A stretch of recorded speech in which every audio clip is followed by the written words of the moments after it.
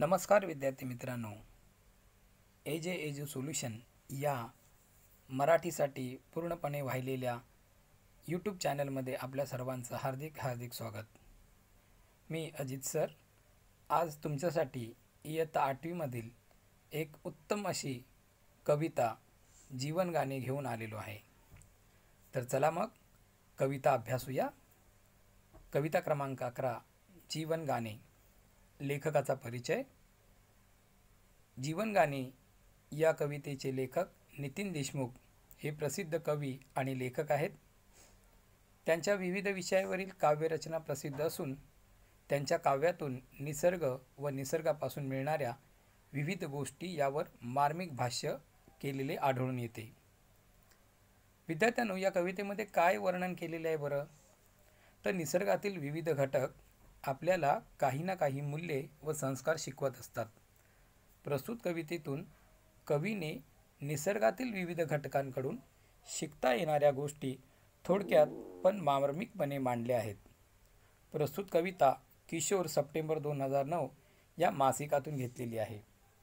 अर्थात बच्चों, जीवन गाने इस कविता के द्वारा कवि नितिन देशमुख जी ने नेचर में दिखने वाली हर एक चीज़ हमें कुछ न कुछ सिखाती है और हम पर संस्कार करती है, यही इस कविता के द्वारा पेश किया गया है. चला तर कविता वाचूया. या सृष्टीचे मंजुळ गाणे जगणे मजला शिकवून गेले, झिलमिलणारे चंद्र चांदणे जगणे मजला शिकून गेले. सृष्टी म्हणजे निसर्ग, मंजुळ गोड, ब्युटिफुल, जगणे यानी हाऊ टू लिव्ह, आणि झिलमिलणारे म्हणजे ट्विंकलिंग स्टार. प्रस्तुत कवितेमध्ये कवी नितीन देशमुख निसर्गातील विविध घटकांकडून शिकता येणाऱ्या गोष्टी थोडक्यात पण मार्मिकपणे मांडताना म्हणतात की निसर्गातील विविध घटना, पक्ष्यांचे आवाज, ढगांचे गडगडणे, पावसाचे कोसळणे कवीला जगायचे कसे हे शिकवून गेलेले आहेत. मतलब आसमान से गिरने वाले बारिश की बूंदे, आसमान में जोर से आवाज़ करने वाले बादल, और साथ ही साथ ये सभी जो चंद्र चांदण्या रात्रीच्या अंधारातही चमकत राहतात आणि सगळीकडे मिट्ट काळोख असतानाही स्वतःच्या प्रकाशात चमकत राहतात, त्या कवीला जगणे शिकून गेल्या. म्हणजेच प्रतिकूल परिस्थितीतही आपले अस्तित्व टिकवून ठेवण्यास सांगतात. तो बच्चों, ये जो आसमान में चमकने वाले चांद तारे होते हैं, ये चांद तारे जो रात के अंधेरे में हमें स्टार्स और मून दिखाई देता है, वो अपने आप चमकता है. अंधेरे में भी अपने आप को प्रकाशित करने वाला ये चांद और तारे हमें बहुत कुछ सिखाते हैं. वो क्या सिखाते हैं?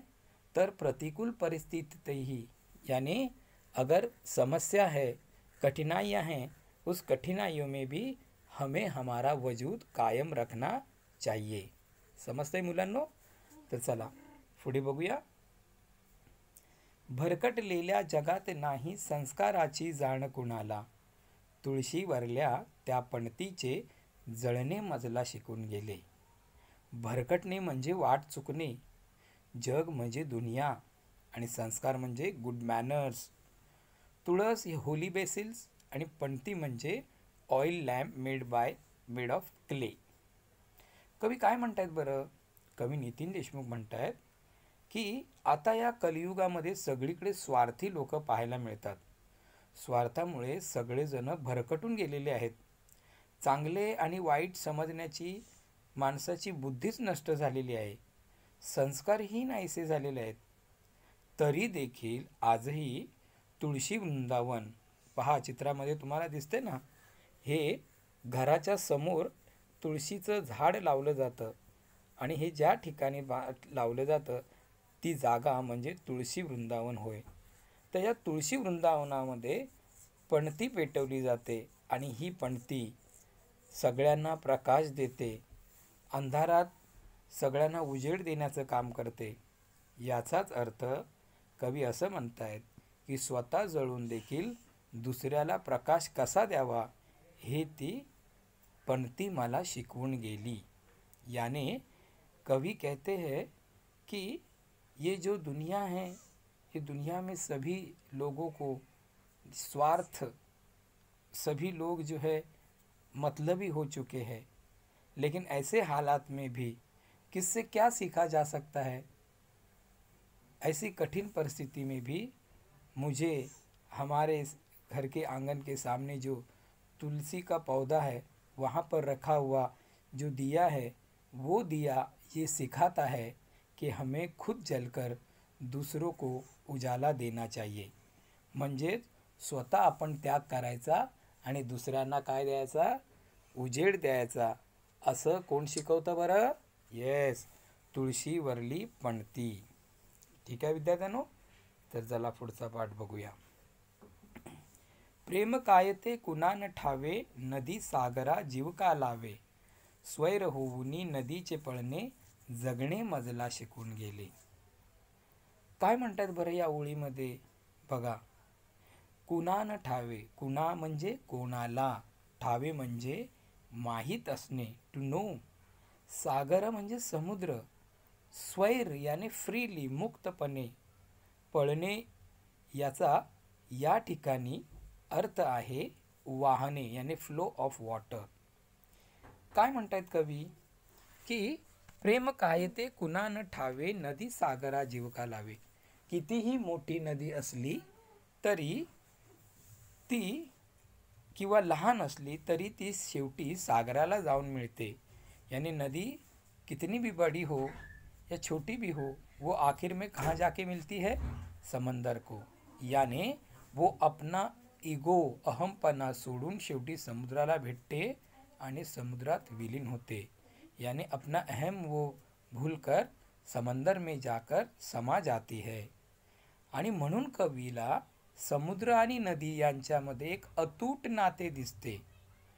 यानी यहीं पर हमें कवि कहते हैं कि ये समंदर और ये जो नदी है, ये नदी और समंदर में एक अनोखा रिश्ता है. क्योंकि नदी जो है वह समंदर में समाने के बाद नदी का अपना खुद का अस्तित्व तो रहने वाला नहीं है. फिर भी वो क्या करती है? जाकर सागर से मिलती है. म्हणजेच कवी म्हणतायत की प्रेम म्हणजे काय आहे बरं? तर प्रेम म्हणजे स्वार्थ नसून त्यागातून ती आपलं प्रेम प्रकट करते, अशी ही नदी कवीला शिकवून जाते. म्हणजेच प्रेम केवळ स्वार्थ नसून त्याग करण्यामध्ये आहे, असंच वर्णन या 4 ओळींच्या माध्यमातून कवींनी केलेलं आहे. आणखीन काय बरं बघू. कवी पुढे म्हणतायत, बुलंद तरीही असे हौसले, पिल्लासाठी किती सोसले, चिवचिवणाऱ्या चोचीमधले दाणे मजला शिकून घेतले. वा, बघा मुलांनो, किती छान ओळी आहेत. बुलंद याने मजबूत, स्ट्रॉंग. हौसले याने निर्धार, डिटर्मिनेशन. पिल्लासाठी म्हणजे पक्ष्यांची बाळे, बेबीज ऑफ बर्ड्स. सोसले म्हणजे सहन केले, टू टॉलरेट. चोच म्हणजे बेक, पक्षाचे तोंड. आणि दाणे म्हणजे ग्रेन. कवी काय म्हणतायत बरं की पक्षी किती छोटे असतात, पण त्यांचा निर्धार ठाम असतो. त्या इवल्याशा पक्ष्यांची इवलीशी चोच, पण तरीही त्या चोचीत ते आपल्या पिल्लांसाठी दाणे पकडून घरट्यापर्यंत घेऊन येतात. देखो बच्चों, इतनी सी छोटी छोटी ये चिड़िया होती है, वो अपनी इतनी सी छोटी सी चोंच में अपने बच्चों के लिए दाने जुटाकर लाते हैं और उस घोंसले में आकर अपने बच्चों को खिलाते हैं.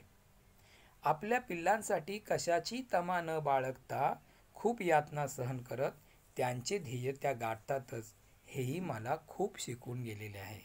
तो ऐसे हालात में ये जो चिड़िया हैं, ये पंछी होते हैं, वो थोड़ा थोड़ा अपने मुंह से यानी अपनी चोंच में भले ही थोड़ा जो भी लाते हैं अपने बच्चों के लिए खाना, यानी जो दाने लाते हैं, वो दाने भले ही थोड़े हो, फिर भी वो वहाँ बहुत सारी रिस्क लेकर कशाची ही तमा न बाळगता, यानी किसी भी हर प्रकार की यातना को सहन कर कर वो अपने बच्चों को ये दाने खिलाते हैं. आणि म्हणून कवी म्हणतो की कोणत्याही परिस्थितीमध्ये आपलं ध्येय गाठणं, यानी किसी भी हालात में अपना ध्येय, अपना लक्ष्य पूरा करना, ये मुझे इस चिमणी म्हणजेच इस पंछियों से, इन चिड़ियों से मुझे सीखने मिला है. आणि अशा प्रकारे कवी शेवटी असं म्हणतात की सागराची अथांगता अन ही वृक्षाची स्थितप्रज्ञता, दुसऱ्यासाठी घाव सोसणे जगणे मजला शिकून गेले. बघा मुलांनो, तुम्ही या चित्रामध्ये बघताच आहात.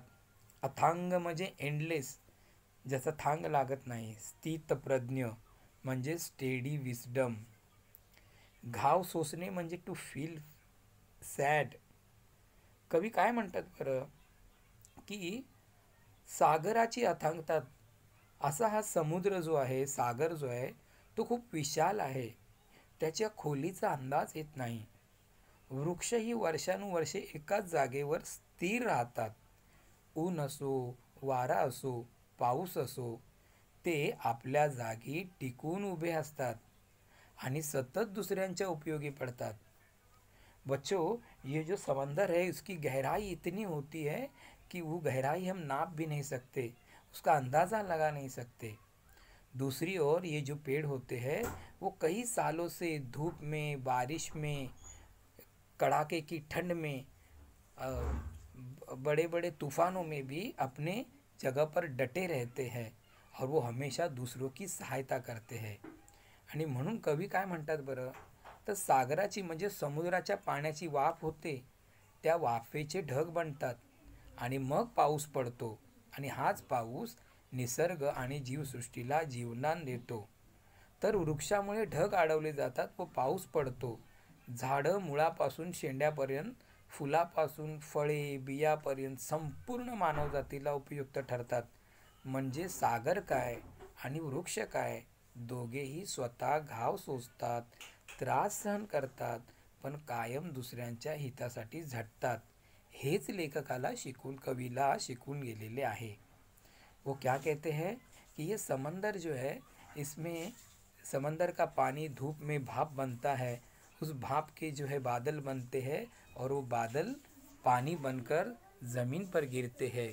अर्थात ये जो बादल है जीवदान देते हैं, नया जीवन देते हैं पूरी सृष्टि को. उसी तरह ये पेड़ भी क्या करते हैं, उन पेड़ की लकड़ियाँ होती है, उन पेड़ की फल होते हैं, फूल होते हैं, हर यानी उसके पूरा पेड़ जो है उसका ईच एंड एवरी पार्ट जो है वो यूज़फुल होता है. उसी तरह कवी भी हमें कहते हैं की समुद्र आणि वृक्ष हे काय करतात, नेहमी दुसऱ्यांसाठी झटत राहावे हे शिकवून जातात, असं कवी म्हणत आहेत. तर विद्यार्थ्यांनो, अशा प्रकारे या कवितेच्याद्वारे कवी नितीन देशमुख यांनी निसर्गातील विविध घटक, त्यांना जगण्यासाठी काय काय शिकून गेलेले आहेत, याचं सुंदर आणि सुरेख वर्णन केलेलं आहे. समजलं मुलांनो? आणि म्हणून लक्षात ठेवा, मानवी जन्म हा फक्त एकदाच मिळतो आणि म्हणून मनसोक्त जगलं पाहिजे. आयुष्य खूप सुंदर आहे आणि ते आपण सुंदर बनवलं पाहिजे. समजलं विद्यार्थ्यांनो? धन्यवाद.